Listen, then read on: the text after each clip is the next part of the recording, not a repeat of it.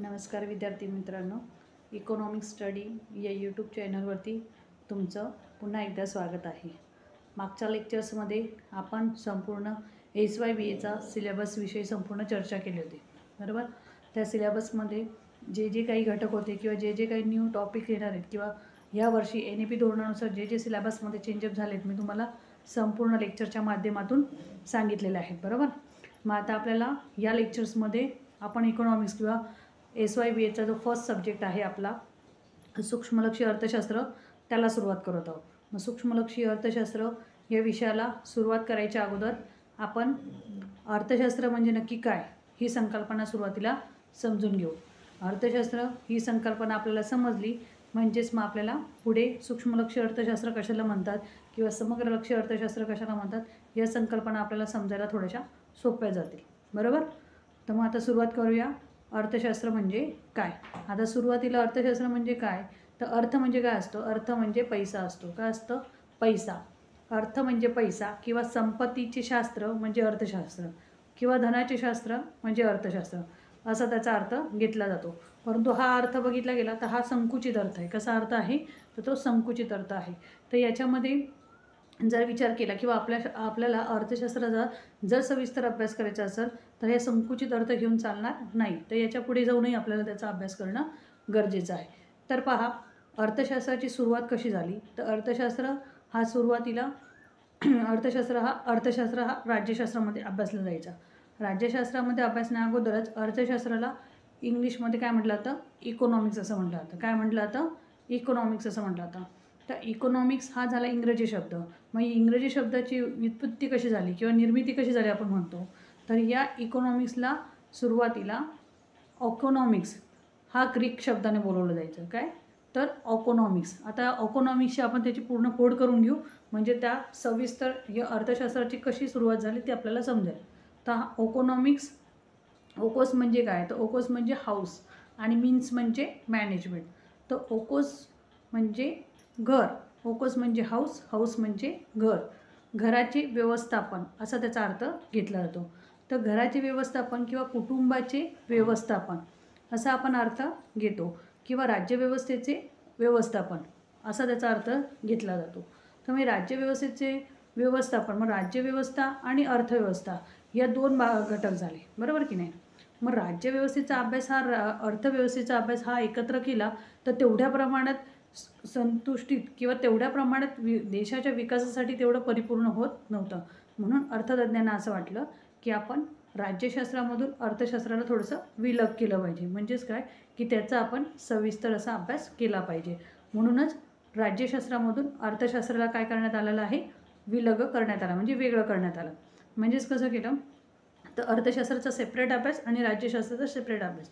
आता आपण राज्यशास्त्रामध्ये जो अभ्यास करतो त्याच्यामध्ये संपूर्ण राजकारणाविषयी किंवा नेत्यांविषयी किंवा जे काही सरकारांविषयी किंवा सरकारने काढलेल्या योजनांविषयी याचा आपण अभ्यास करतो. आणि अर्थशास्त्रामध्ये कशाचा अभ्यास केला जातो, तर अर्थशास्त्रामध्ये संपूर्ण अर्थकारण, कारण की नियोजन पद्धतीने देशाचा विकास कसा साधायचा, आर्थिक बदल कसे घडवायचे, आर्थिक समस्या ज्या देशासमोर येतात त्या कशा प्रकारे बदल करायच्या किंवा त्याच्यामध्ये कसा त्या समस्यांना तोंड देऊन देशाचा विकास कसा साधायचा अशा प्रकारे अर्थव्यवस्थेचा अभ्यास केला जातो. आलं लक्षात. तर आता आपण काय करणार आहोत, सुरुवातीला आपण सूक्ष्मलक्षी अर्थशास्त्र आणि समग्रलक्षी अर्थशास्त्र.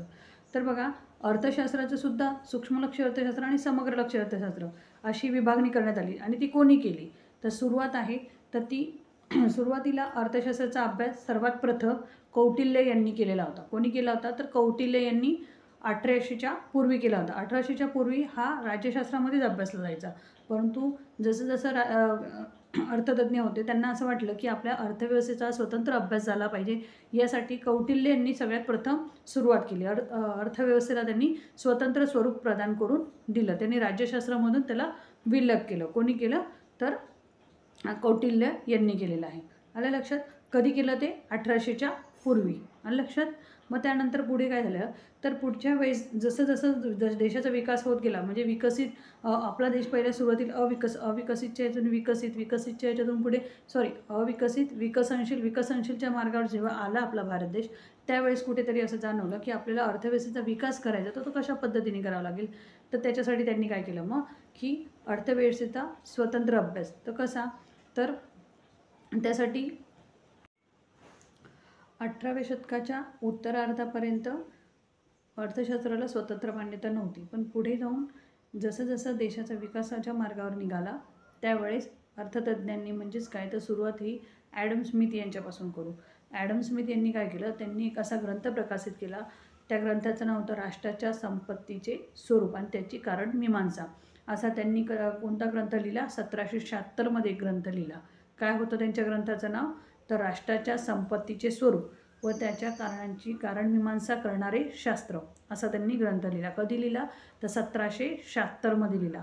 कोणी लिहिला, तर ॲडम स्मिथ यांनी लिहिला. कोणी लिहिला, ॲडम स्मिथ यांनी लिहिला.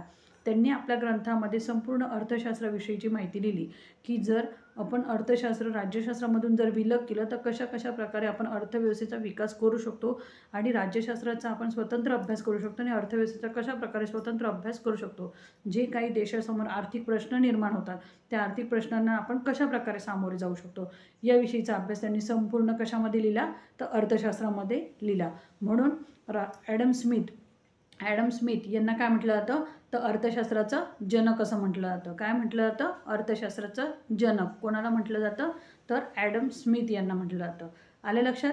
पुन्हा एकदा रिपीट करते, पहा. ॲडम स्मिथ हे अर्थतज्ज्ञ आहेत.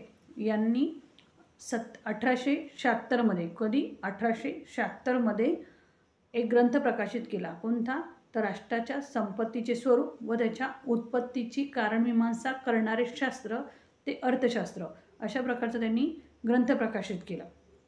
तर या ग्रंथामध्ये त्यांनी संपूर्ण अर्थव्यवस्थेचा विकास कसा साधता येईल, म्हणजेच अर्थव्यवस्थेचा विकास झाला तर साहजिकच आहे देशाचा विकास होणार आहे. त्या देशाच्या विकासासाठी अर्थव्यवस्थेचा विकास होणं कसं आवश्यक आहे आणि कशा कशा प्रकारे आपण तसं नियोजन करू शकतो याची संपूर्ण माहिती त्यांनी आपल्या त्या ग्रंथामध्ये लिहिलेली होती.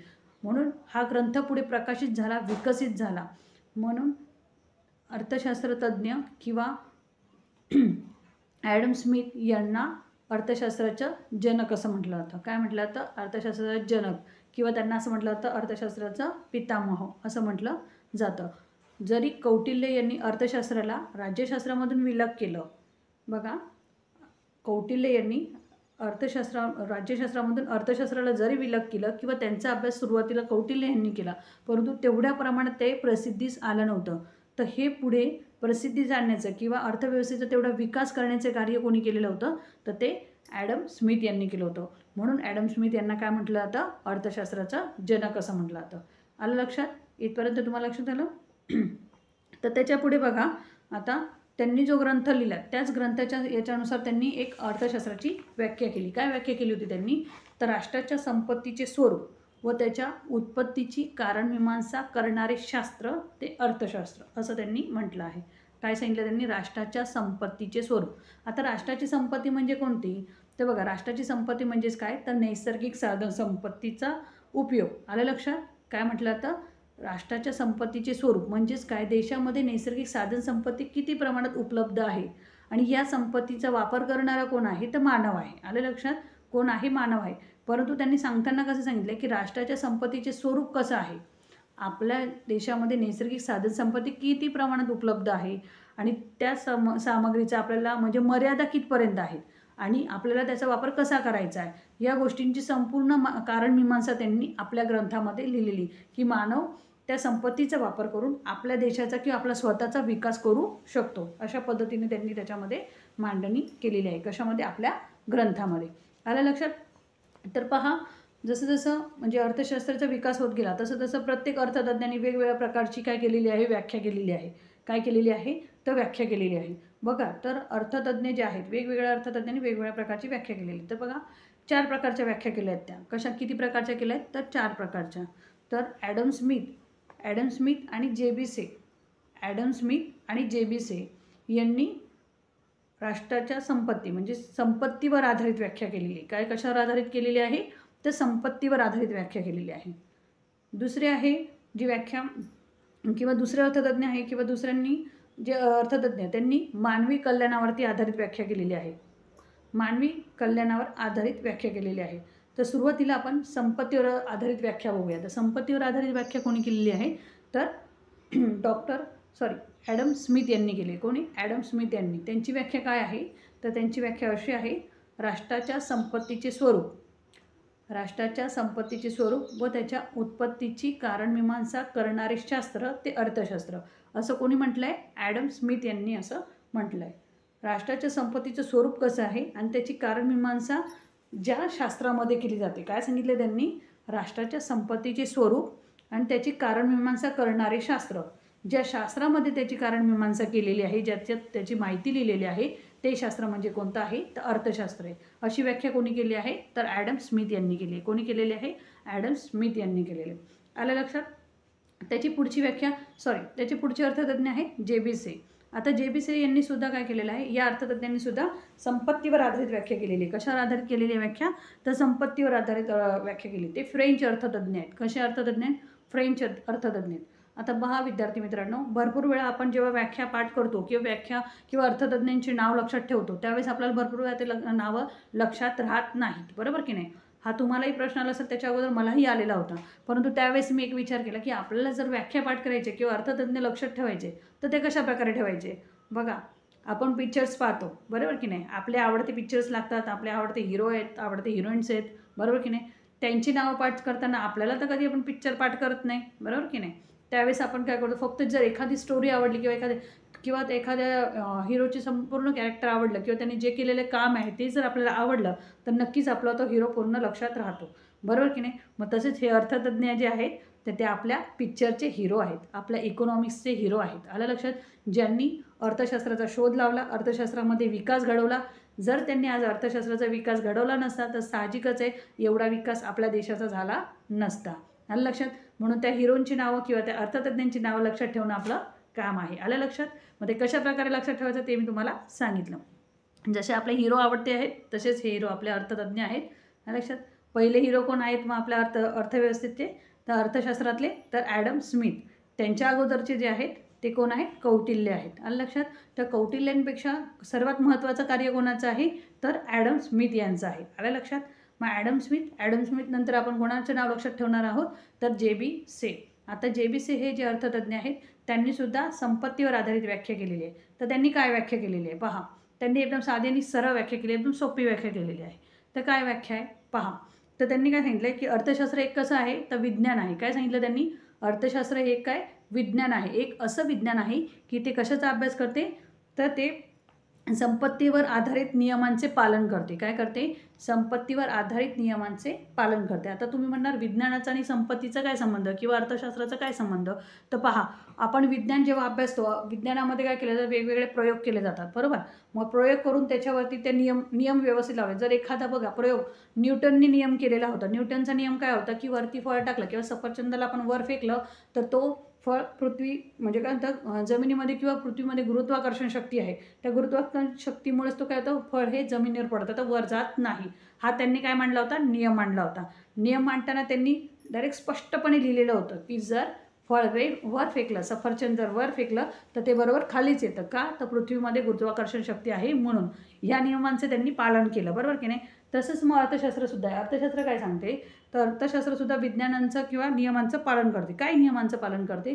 तर अर्थशास्त्रामध्ये जर समजा अर्थशास्त्राचा विकास करायचा आहे, आपल्याला अर्थशास्त्राचा विकास करायचा आहे, देशाचा विकास करायचा आहे, तर आपल्याला काय करायचं आहे? नियमांचं पालन करायचं. तर नियम कोणते आहेत? तर नियम असे आहेत, राष्ट्राची संपत्ती कशी आहे? आपली नैसर्गिक साधन संपत्ती ही आपली मर्यादित आहे. कशी आहे संपत्ती? आपली मर्यादित आहे. मग ही मर्यादित साधन संपत्ती जी आहे, मानव कसे आहेत? आता मानवाची गरजा कशा आहेत? अमर्यादित आहेत. मानवाच्या गरजा कशा आहेत? अमर्यादित आहे. मग अमर्यादित गरजा आणि संपत्ती कशी आहे? मर्यादित आहे. मग ही संपत्ती मर्यादित आहे, मानवाच्या गरजा अमर्यादित आहे. या दोघांचा मेळ कसा घालायचा? किंवा संपत्तीच्या बाबतीत त्यांनी नियम लावले. ही संपत्ती जी आहे आपल्याकडे ती मर्यादित आहे. मग ह्या मर्यादित संपत्तीचा वापर करून मानवाने आपला विकास साधावा, हा त्यांचा सांगण्यामागचा उद्देश आहे. आणि लक्षात, म्हणून त्यांनी काय सांगितलेलं आहे की अर्थशास्त्र हे एक काय आहे? तर विज्ञान आहे. विज्ञान आहे म्हणजेच काय? तर त्यांनी संपत्तीविषयी जे नियम जे लावलेले आहेत, संपत्तीचा वापर किती प्रमाणात करायचा, की कुठे आवश्यक आहे, त्याचा पुनर्वापर कसा करायचा, या सगळ्या विषयीची त्यांनी आपल्या ग्रंथामध्ये काय केलेलं आहे किंवा त्यांनी आपल्या व्याख्येमध्ये त्यांनी विद्यार्थ्यांपर्यंत पोहोचवण्याचा प्रयत्न केलेला आहे. आलं लक्षात? या दोन्ही व्याख्या समजल्या तुम्हाला? जर नसेल समजल्या तर तुम्ही कमेंट्समध्ये तसं सांगू शकतात मला की मॅडम मला ह्या व्याख्या समजल्या नाहीत, मी नेक्स्ट लेक्चरला पुन्हा त्या रिपीट करून तुम्हाला समजावून सांगेल. आलं लक्षात? आता आपण ही संपत्तीवर आधारित व्याख्या या 2 अर्थतज्ज्ञांच्या पाहिल्या. आता पुढे मानवी विकासावरती आधारित व्याख्या केलेली आहे. तर काय मानवी विकासावर आधारित व्याख्या ही कोणी केलेली आहे? तर ही मानवी विकासावर आधारित व्याख्या आहे. तर ती म्हणजे फक्त त्यांनी काय सांगितलं की मानवाचं कल्याण ज्याच्यामध्ये आहे, मानवाचं कल्याण ज्याच्यामध्ये आहे त्या संबंधीच्या व्याख्या केलेल्या आहेत. तर कोणी केलेल्या आहेत? तर सर्वात प्रथम जी व्याख्या केलेली आहे डॉक्टर मार्शल यांनी केलेली आहे. कोणी केलेली आहे? डॉक्टर मार्शल यांनी. आता डॉक्टर मार्शल हे सुद्धा एक सुप्रसिद्ध असे अर्थतज्ज्ञ आहेत. कोण आहेत? सुप्रसिद्ध असे अर्थतज्ज्ञ आहेत. त्यांनी सुद्धा ॲडम स्मिथ यांच्या पावलावर पाऊल ठेवून त्यांनी काय केलेलं आहे? अर्थशास्त्राचा विकास करण्याचे कार्य केलेले आहे. हे सुद्धा तेवढेच महत्त्वाचे आहेत. आलं लक्षात? हे सुद्धा अर्थतज्ज्ञ तितकेच महत्त्वाचे आहेत. आता डॉक्टर मार्शल यांनी आपला ग्रंथ 19व्या शतकामध्ये त्यांनी आपला एक ग्रंथ प्रकाशित केला. कोणी? डॉक्टर मार्शल यांनी. तर बघा कोणत्या साली केला? तर 1890मध्ये केला. कोणत्या साली केला? 1890मध्ये केला. तो कोणता ग्रंथ प्रकाशित केला? तर अर्थशास्त्राची मूलतत्वे. कोणता ग्रंथ प्रकाशित केला? तर अर्थशास्त्राची मूलतत्वे हा ग्रंथ त्यांनी प्रकाशित केला. या ग्रंथामध्ये त्यांनी काय केलं किंवा त्यांच्या सांगण्यामागचा उद्देश काय होता? त्यांनी कशावरती जास्तीत जास्त भर दिला? त्यांना ॲडम स्मिथ यांचे मत तर मान्य होतेच होते. त्यांनी काय सांगितलं आहे की ॲडम स्मिथ यांनी फक्त संपत्तीवरती जास्त भर दिलेला आहे. कशावरती भर दिलेला आहे? संपत्तीवरती भर दिलेला आहे.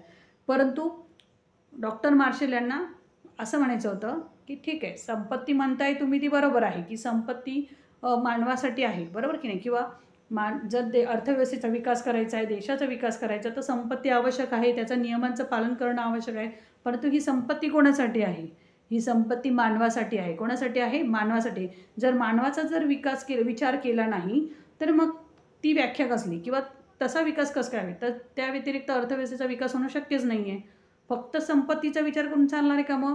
नाही. संपत्तीसोबत मानवाचा सुद्धा विकास करणं, मानवाचं कल्याणाचा सुद्धा विकास करणं गरजेचं आहे. कारण की संपत्तीचा वापर करणारा मानव आहे. मानवासाठी संपत्ती आहे, संपत्तीसाठी मानव नाही आहे. काय सांगते नीट लक्षात द्या. संपत्ती ही मानवासाठी आहे, मानव हा संपत्तीसाठी नाही आहे. आणि लक्षात, जर नुसतंच संपत्ती राहिली आहे, नुसती नैसर्गिक साधन संपत्ती आहे देशामध्ये आणि मानवच नाही आहे, वापर करणार कोण? कोणच वापर करणार नाही किंवा अर्थव्यवस्थेचं काही राहणारच नाही ना, बरोबर की नाही? म्हणून जेवढी संपत्ती आवश्यक आहे तेवढाच मानवसुद्धा आवश्यक आहे. येते लक्षात? मानव आहे आणि संपत्तीच नाही आहे तर होईल का विकास? तरी विकास होणार नाही. म्हणजेच काय, हे दोन्ही घटक तितकेच महत्त्वाचे आहे. कोणता? मानवसुद्धा आणि साधन संपत्तीसुद्धा. आलं लक्षात? म्हणून डॉक्टर मार्शल यांनी काय म्हटलेलं आहे की ज्याप्रमाणे संपत्ती आवश्यक आहे, नैसर्गिक साधन संपत्तीचा विचार केला जातो, तसाच मानवाचा सुद्धा किंवा मानवी कल्याणाचा सुद्धा विचार करणं तेवढंच गरजेचं आहे. आलं लक्षात? म्हणून त्यांनी 1890मध्ये अर्थशास्त्राची मूलतत्वे हा एक ग्रंथ प्रकाशित केला. आलं लक्षात? 1890मध्ये डॉक्टर मार्शल यांनी कोणता ग्रंथ प्रकाशित केला? तर अर्थशास्त्राची मूलतत्वे हा ग्रंथ त्यांनी प्रकाशित केला. तर या ग्रंथामध्ये किंवा त्यांनी त्यांचे विचार काय मांडलेले? तर त्यांनी काय सांगितलं आहे की मानवाचं जर कल्याण करायचं असेल किंवा मानवाचा विकास करायचा असेल, कल्याण करणे म्हणजेच काय? कल्याण करणे म्हणजे मानवाचा विकास करणे. मानवाचा विकास झाला, साहजिकच अर्थव्यवस्थेचा विकास होणार आहे. अर्थव्यवस्थेचा म्हणजेच काय? देशाचा विकास होणार आहे. सर्वात महत्त्वाची भूमिका कोणाची आहे? तर मानवाची आहे. आलं लक्षात? म्हणजे मानव हा काय आहे? केंद्रबिंदू आहे. आलं लक्षात? म्हणजेच काय, अर्थव्यवस्थेचा विकास करायचा आहे म्हणजेच मानवाचा विकास करायचा आहे, मानवाचं कल्याण करायचं आहे. मानवाचं कल्याण कशामध्ये आहे? तर नैसर्गिक साधन संपत्तीमध्ये आहे. आलं लक्षात? म्हणजेच काय, तर त्यांनी आपल्या याच्या सांगायचं हे केलेलं आहे, काय सांगितलेलं आहे की मानवी कल्याणाचा विचार, मानवाच्या कल्याणाचा विचार ज्या ग्रंथामध्ये केला आहे किंवा ज्या शास्त्रामध्ये केला आहे त्याला आपण काय म्हणू आहे? अर्थशास्त्र म्हणू. काय म्हणू त्याला? अर्थशास्त्र म्हणू. असं कोणी सांगितलेलं आहे? तर डॉक्टर मार्शल यांनी ही व्याख्या केलेली आहे. कोणी केलेली आहे? डॉक्टर मार्शल यांनी. तर त्यांच्याचप्रमाणे त्यांच्याच पावलावर अजून ठेवलं कोणी आहे? तर डॉक्टर पिगू यांनी ठेवले किंवा प्राध्यापक पिगू यांनी ती केलेली आहे. आता पिगू यांची व्याख्या आपण पाहून घेऊ. प्रत्येक याच्या आता 4 याच्यामध्ये ते व्याख्या विभागलेल्या, अर्थशास्त्राच्या 4 याच्यामध्ये व्याख्या विभागल्या आहेत. पहिले आपण संपत्तीवर आधारित व्याख्या बघितली. कशावर आधारित? संपत्तीवर आधारित. संपत्तीवर आधारित व्याख्या कोणी केलेली होती? तर ॲडम स्मिथ यांनी केली होती. कोणी केली होती? ॲडम स्मिथ यांनी. दुसरी व्याख्या जे.बी. से यांनी केली होती. कोणी केलेली होती? जे.बी. से यांनी केली होती. तिसऱ्या याच्यात आपण बघितलेलं आहे तर आपण कल्याणावरती आधारित व्याख्या बघितल्या. कल्याणावरती म्हणजे मानवी कल्याणावरती आधारित व्याख्या कोणी केलेली आहे? पहिली व्याख्या आपण डॉक्टर मार्शल यांची बघितली. कोणाची पाहिली? डॉक्टर मार्शल यांची. आता कल्याणावर आधारित दुसरी व्याख्या जी बघणार आहोत आपण ती कोणाची पाहणार आहोत? प्राध्यापक पिगू यांची व्याख्या बघणार आहोत. कोणाची? तर प्राध्यापक पिगू यांची. तर पिगू यांनी काय व्याख्या केली? तर त्यांनी असं सांगितले, अर्थशास्त्र हे आर्थिक कल्याणाचे अध्ययन केले जाते. अर्थशास्त्रामध्ये आर्थिक कल्याणाचे अध्ययन केले जाते. म्हणजेच काय केलं जातं? अभ्यास केला जातो. आर्थिक कल्याण म्हणजेच काय? अर्थव्यवस्थेविषयीचं कल्याण किंवा अर्थशास्त्राचं कल्याण किंवा देशाचं मानवाचं कल्याण कशा पद्धतीने केलं जाईल याचं अध्ययन ज्याच्यामध्ये केलं जातं, ज्या शास्त्रामध्ये केलं जातं, तर त्याला काय म्हटलं जाणार आपण? तर त्याला आपण अर्थशास्त्र म्हणू. पुन्हा एकदा ती व्याख्या रिपीट करते बघा. अर्थशास्त्रात आर्थिक कल्याणाचे अध्ययन केले जाते आणि आर्थिक कल्याण हा सामाजिक कल्याणाचा असा भाग आहे किंवा ज्याचे पैशात रूपांतर किंवा मोजमाप करता येते. काय सांगितलं त्यांनी? की अर्थशास्त्र कशाला म्हणणार? की अर्थशास्त्र असं आहे की ज्यामध्ये किंवा त्या शास्त्रामध्ये मानवाचं कल्याण ज्या गोष्टींमध्ये आहे म्हणजे मग संपत्तीवर आधारित, बरोबर ना? संपत्तीवर आधारित मानव किती प्रमाणात संपत्ती वापरतो, बरोबर?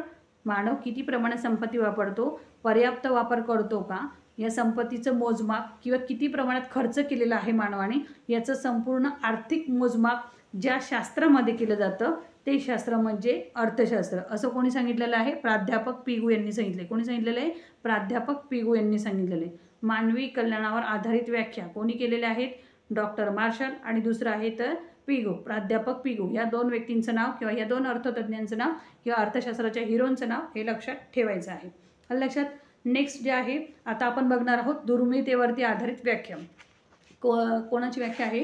तर प्राध्यापक रॉबिन्सन यांची व्याख्या आहे. ती कोणाची व्याख्या आहे? दुर्मिळतेवरती आधारित व्याख्या त्यांनी केलेली आहे. प्राध्यापक लिओनिल्स रॉबिन्सन. आता हे लिओनिल्स हे नाव थोडंसं म्हणजे ते ब्रिटिश नाव आहे किंवा ते ब्रिटिश अर्थतज्ञ आहेत. आलं लक्षात. मग हे ब्रिटिश अर्थतज्ञ आहेत यांचं नाव थोडंसं एकदम याच्यात आहे. मग आपण घेताना फक्त काय लक्षात ठेवताना आपण काय ठेवणार? फक्त प्राध्यापक रॉबिन्सन. कशा संदर्भात यांनी व्याख्या केली? तर यांनी दुर्मिळतेवरती आधारित व्याख्या केली. सगळ्यात सुस्पष्ट आणि अर्थशास्त्राला एकदम म्हणतात ना लागू होईल अशी किंवा अर्थशास्त्र म्हणजे नक्की काय याची परिपूर्ण अशी व्याख्या त्यांनी केलेली आहे. आलं लक्षात. ॲडम स्मिथ यांनी फक्त कशावरती? संपत्तीवर आधारित केली. मार्शल यांनी कशावर केली? तर मानवाच्या कल्याणावर आधारित केली. परंतु यांनी काय म्हणतात प्राध्यापक रॉबिन्सन यांनी दुर्मिळतेवरती आधारित व्याख्या केली.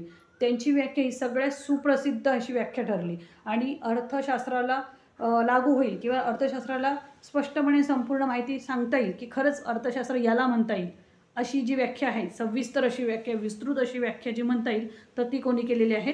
प्राध्यापक रॉबिन्सन यांनी केलेली आहे. तर आपण ती आता व्याख्या बघू. त्यांनी काय व्याख्या केली? तर ती पहिली व्याख्या त्यांनी अशी केलेली आहे की अमर्यादित गरजा कशा आहेत? अमर्यादित आहे. साधने कशी आहेत? मर्यादित आहेत. अमर्यादित गरजा आणि मर्यादित साधने यांचा मेळ. मानवाच्या गरजा कशा आहेत? अमर्यादित आहेत. मानवाच्या गरजा कशा आहेत? अमर्यादित आहे. कधीही न संपणाऱ्या गरजा. एक गरज संपली का दुसरी गरज उभी राहते, दुसरी गरज संपली का तिसरी गरज उभी राहते, बरोबर की नाही? आता आपल्याकडून एक साधं आणि सोपं उदाहरण देते तुम्हाला मी. मग अमर्यादित गरजा कशाला म्हणायच्या? बघा आता एखाद्या वेळेस तुम्ही जेव्हा शॉपिंग करायला जातात किंवा काही करायला जातात, सुरुवातीला फक्त तुमच्याकडे किंवा आपण घरातलंच एक उदाहरण घेऊया की XYZ एक्स व्यक्ती आहे, त्याच्याकडे पहिला काय आहे? सायकल आहे. आपण असं म्हणू, काय म्हणू? सायकल आहे. थोडेसे पैसे आल्यावरती त्याला काय वाटेल आपल्याकडे सायकल आहे तर थोडी दिवसांनी जरा 2 व्हीलर आली तर चांगलं होऊन जाईल, बरोबर की नाही? म्हणजेच काय त्याची गरज वाढली, पुन्हा त्याने 2 व्हीलर घेतली. पुन्हा थोडे दिवस झाले, पुन्हा थोडी प्रगती झाल्यावरती असं वाटतं 2 व्हीलरची आपण 4 व्हीलर घेतली पाहिजे. जसा जसा पैसा मानवाजवळ येतो तसं तसं मानवाच्या गरजा काय होत जातात? वाढत जातात की नाही? तसं तुम्ही आम्ही पण आहोत, बरोबर की नाही? मानवाच्या गरजा ह्या कशा आहेत? अमर्यादित आहे. पैसा जवळ आला का एक गरज संपली का दुसरी गरज तयार होते, दुसरी गरज संपली का तिसरी गरज ही तयार होतच असते, बरोबर की नाही? मग आता प्राध्यापक रॉबिन्सन यांनी याच्याच आधारावरती काय व्याख्या केलेली तर पहा. त्यांनी काय सांगितलेलं आहे की मानवाच्या गरजा कशा आहेत? अमर्यादित आहे. कधीही न संपणाऱ्या आहेत. कशा आहेत? अमर्यादित आहे. मग ह्या अमर्यादित गरजा, पण साधने कशी आहेत आपल्याकडे? ही साधने मर्यादित आहे. साधने कशी आहेत? मर्यादित आहे. मग साधने मर्यादित आहे आणि अमर्यादित गरजा, या दोघांचा मेळ घालून मानव स्वतःचा विकास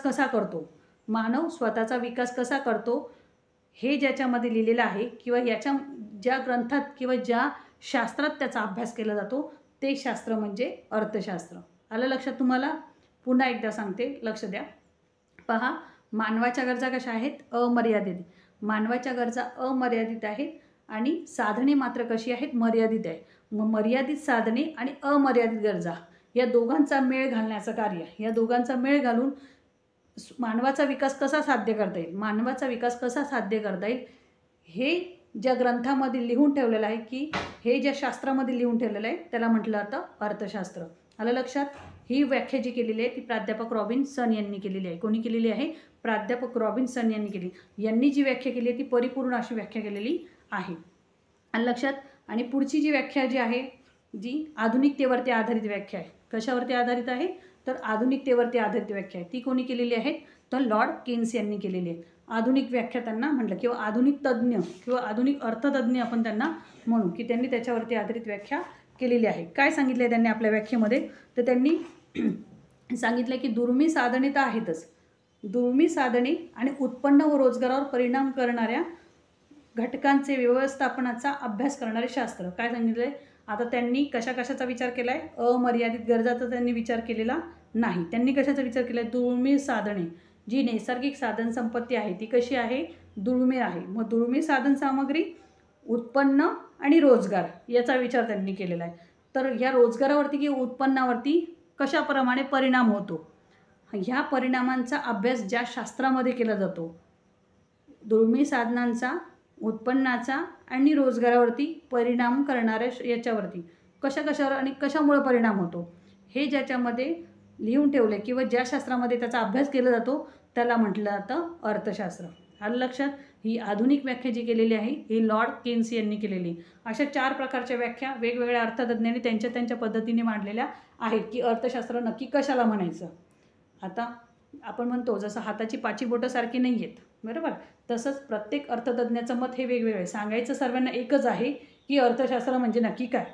त्यांना सांगायचं एकच आहे की अर्थशास्त्र म्हणजे संपत्तीवर आधारित अर्थशास्त्र आहे. अर्थ म्हणजे पैसा असतो किंवा नैसर्गिक साधन संपत्तीचा ज्याचा वापर केला जातो किंवा अमर्यादित साधने जी आहेत, हे सगळ्यांचा मेळ घालून जे शास्त्र निर्माण होतं त्याला म्हटलं तर अर्थशास्त्र. हा साधा आणि सरळ आहे, प्रत्येकाला सांगायचं हेच आहे, परंतु प्रत्येकाची मांडण्याची पद्धत ही वेगवेगळी आहे. आलं लक्षात? लिहिताना मात्र आपल्या पद्धतीने व्याख्या लिहायच्या नाही. परीक्षेला लिहिताना ज्या अर्थतज्ञांनी जशा व्याख्या लिहिल्या आहेत त्या प्रमाणात एकदा आपण म्हणजे लक्षात ठेवायचे आहेत. लक्षात ठेवण्याची पण टेक्निक आपण पुढच्या लेक्चरला बघणारच आहोत. परंतु सुरुवातीला तत्पूर्वी जेवढेही मी तुम्हाला आता सांगितल्याच्या 4 प्रकारच्या व्याख्या घेतल्या. पहिली जी आहे ती आपण संपत्तीवर आधारित व्याख्या बघितली. ती कोणाची बघितली? ॲडम स्मिथ यांची बघितली आणि ॲडम स्मिथ आणि जे.बी. से यांची बघितली, बरोबर. दुसरी व्याख्या जी पाहिली आपण, दुसरी व्याख्या होती ती याच्यावरती होती, काय, मानवी कल्याणावरती आधारित होती. मग मानवी कल्याणावरती आधारित जी व्याख्या केलेली होती ती डॉक्टर मार्शल यांनी केलेली होती, बरोबर. त्यांनी आपला ग्रंथ प्रकाशित केला अर्थशास्त्राची मूलतत्वे, बरोबर. त्याच्यामध्ये त्यांनी आपली व्याख्या स्पष्ट केली. अजून प्राध्यापक पिगूसुद्धा होते, ज्यांनी मानवी कल्याणावरती आधारित व्याख्या केलेली आहे. परीक्षेला प्रश्न नक्की 110% हा प्रश्न विचारला जातो, किंवा दुर्मिळतेवर आधारित व्याख्या कोणी केलेली असा प्रश्न असतो, नाहीतर मानवी कल्याणावरती आधारित व्याख्या डॉक्टर पिगू यांची लिहा असा प्रश्न विचारला जातो. लक्षात? 2-2 मार्काला ते प्रश्न विचारले जातात. पुढचं जो असतं पुढची जी व्याख्या आहे दुर्मिळतेवर आधारित व्याख्या, दुर्मिळतेवरती आधारित व्याख्या कोणी केलेली आहे तर रॉबिन्सन यांनी केली. कोणी केलेली आहे? रॉबिन्सन यांनी केलेली आहे. आणि त्याच्यानंतर आधुनिक व्याख्या, जी आधुनिक व्याख्या केलेली आहे ती लॉर्ड केन्स यांनी केलेली आहे. त्यांना आधुनिक अर्थतज्ञ असं सुद्धा म्हटलं जातं. अशा 4ही प्रकारच्या व्याख्या आपण आपल्या या आजच्या लेक्चर्समध्ये बघितलेल्या आहेत. आलं लक्षात? जर तुम्हाला या व्याख्यांमध्ये काही समजलं नसेल, कोणत्याही व्याख्या समजल्या नसेल किंवा स्पीडली माझ्याकडून सांगितल्या गेलेल्या असेल, स्पष्टीकरण झालं नसेल, तर तुम्ही नेक्स्ट लेक्चरमध्ये किंवा कमेंट्समध्ये मला नक्कीच सांगा की मॅडम आम्हाला ह्या समजलेली नाही आहे. तर मी तुम्हाला पुढच्या लेक्चर्समध्ये पुन्हा रिपीट आपण हा लेक्चर्स आपला घेऊया. तत्पूर्वी जर काही अडचण असेल तर आताही तुम्ही सांगू शकतात. ओके, नेक्स्ट लेक्चरला पुन्हा आपण भेटूया आणि पुढचा सिलेबस आपला कंप्लीट करूया. ओके, जर लेक्चर्स आवडलं असेल तर लाईक करा, शेअर करा आणि नेक्स्ट लेक्चरला पुन्हा जॉईन व्हा. Okay, bye.